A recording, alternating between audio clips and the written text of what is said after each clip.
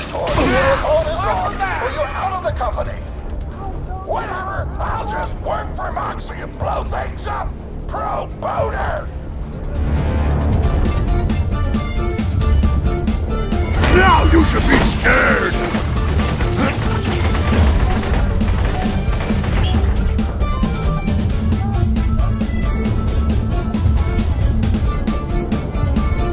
I'm taking you with me!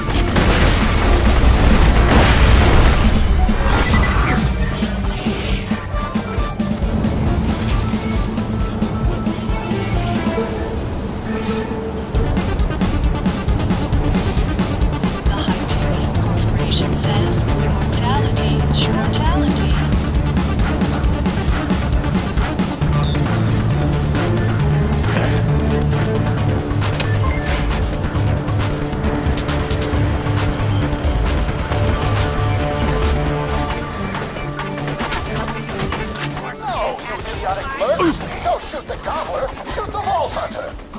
The poison's working! It's working! The gobbler is killable! Let the taste apocalypse begin! I'll lick your spine clean!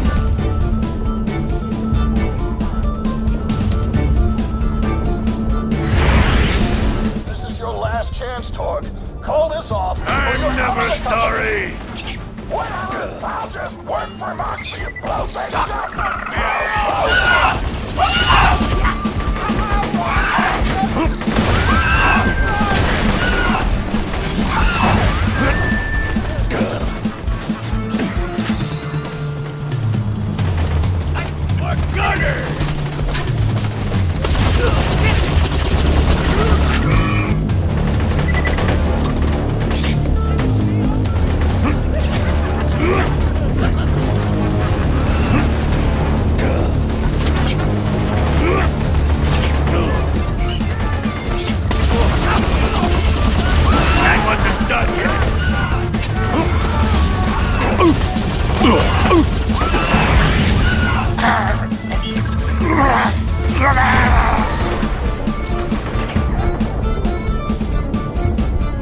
I'm not full yet!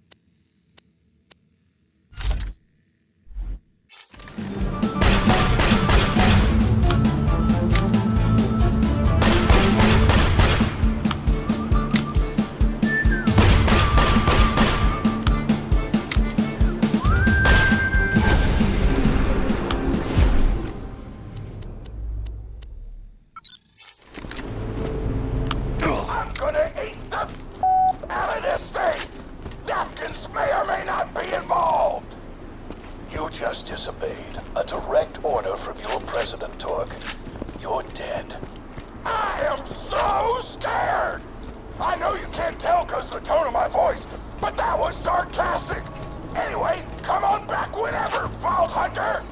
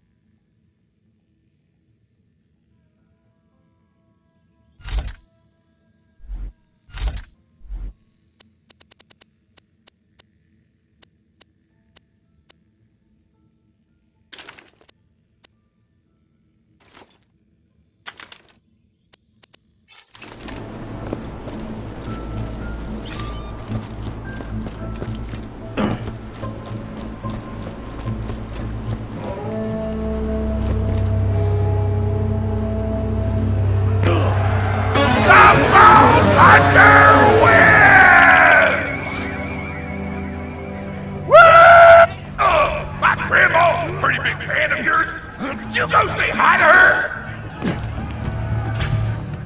Oh man, it's the Vault Hunter! You are awesome! Didn't you fight Terramorphous? I fought a big creature like that once. He was a big whale squid with 100 tentacles. You ever thought anything with tentacles? Oh, of course you have. Terramorphous had tentacles, how silly of me. Now, where was I? I am so sorry! All right, the whale creature. His name was Blowhole the Apocalypse. I called him the Apocalypse for short. And he attacked my hometown of Tsunami's Edge when I was but a little girl. You ever been to Tsunami's Edge? Great town, nice beaches, great food, and the cost of living is just so low. Even being a single grandmother and working part-time at a scat meat processing factory, I was still able to provide for little Mr. Torg. We may not have been able to afford the finer things in life, like food, but we got by. After all, Mr. Torg and I didn't have anything but one another after that horrible gas leak blew up the iridium mine, killing my son and his lovely wife. From that day onward, my little Mr. Torg vowed to conquer explosions themselves in an effort to avenge his fallen parents, and... Ah, man, I forgot what I was talking about. Where was... All right, the Blowhole the Apocalypse. So anyway, I was wrestling Blowhole to the ground, and I have my bicep curled around his blueberry throat. Blueberry? Sorry, I meant to say blubbery. I've got blueberries on the brain, I guess. I grow them in my backyard. Mr. Torg helped me plant them. Thanks again for that, grandson. I love you, Grandma! Anyway, I have my bicep around his blubbery throat, and Mr. Torg starts crying because he really likes whale squids, and he doesn't want to see me hurt one. They are the princes of the ocean! So I let the whale go after giving it a punch in the eyeball so he'll remember me, and it swam away into the ocean. And then I had Mr. Torg drive me to the ice cream parlor. He got me Rocky Road, because Rocky Road's my favorite. I'm extremely partial to the way the marshmallows act like little landmines of flavor amidst the battleground of chocolate. What's your favorite flavor of ice cream? Is it pistachio? I bet it's pistachio. Oh, that reminds me! You'll never guess who I saw today! Pistachio the Amazing! He's a magician who studied under Crazy Earl, so he's got that weird mustache, you know, but I saw him make a rack hive disappear. A whole rack hive! I said to Mr. Torg, Mr. Torg, wasn't that amazing? And he said, yes, it was, Grandma. Didn't you say that, High Five? You remember saying that? I remember, Grandma.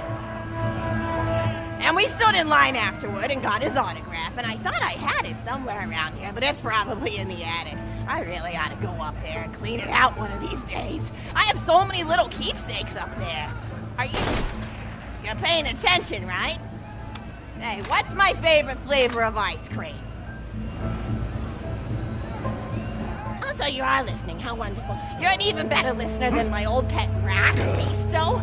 Beasto was such a sweetie. You ever had a pet rat? If you can tame them, they are the sweetest pet you'll ever have. He used to just sit on my shoulder and bite chunks of flesh out of my neck to pass the time. I still remember the way he used to tweet. He went, tweet, tweet. It was so cute.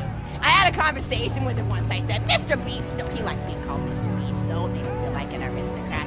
I said, Mr. Beasto, you're looking very cute today. And he said, oh, thank you, that's so nice. Or he tweeted in a way that made me know that's how he felt. And then he lowered his little head like he was taking a bow. It was adorable. Beasto was my third pet rat. First I had Woody. He got hit by a train. Then I had Anita. She got shot up trying to take vengeance on the train that killed Woody. And then I found Beasto making little poops on the windmill outside our house. After Mr. Torg and I wrestled her to the ground, I did a flying pile driver off a nearby tower tree, got him straight in the spine and brought him down. We brought him in and fed him some skag steaks until he decided he loved us. I still miss Beasto sometimes. He just died of old age. Rats don't live much longer than a few years, but I treasured the time we had together. Oh, poor Mr. Torg. When Beasto died, he cried for a week. The kids made fun of him at school, but I told him not to pay them any mind. Being in touch with your emotions is not a character flaw! That's right, High Five. Is something wrong? You look confused, Vault Hunter. Oh, you probably haven't heard anyone call Mr. Torg High Five before. The world may know him as Mr. Torg, but the Flexingtons always refer to him using his middle name. It's a Flexington family tradition, after all, to use your grandfather or grandmother's name as your own middle name. And my husband, High Five Flexington, God rest his soul, was the best grandfather Mr. Torg could have asked for before he passed. He taught Mr. Torg dang near everything he knew about firearms. Without High Five's teachings, I don't think the Torg Corporation would exist at all. Gosh, I still remember the first gun Mr. Torg tried to make after his parents died. A Jacobs shotgun with a stick of dynamite attached to the barrel. Torg nearly blew his face off, but he got up, dusted his mustache off, and swore that by the time he reached the age of 11, he would make a gun that fired explosions without killing the operator. And by golly, he did! It took a couple of dozen prototypes before he got the right combination of gun parts and explosives right. But once he did, woo-wee! I'll never forget the plume of smoke that used to be in my neighbor's homestead. They were jerks though, so it's okay. Gosh, I've been talking your ear off for some time, haven't I? It's so kind of you to listen for this long. I've taken up too much of your time already. Please don't feel like you have to stick around any longer. As a matter of fact, take this for giving this old woman some company. Woo! You're even more attractive than Mr. Torg said you were.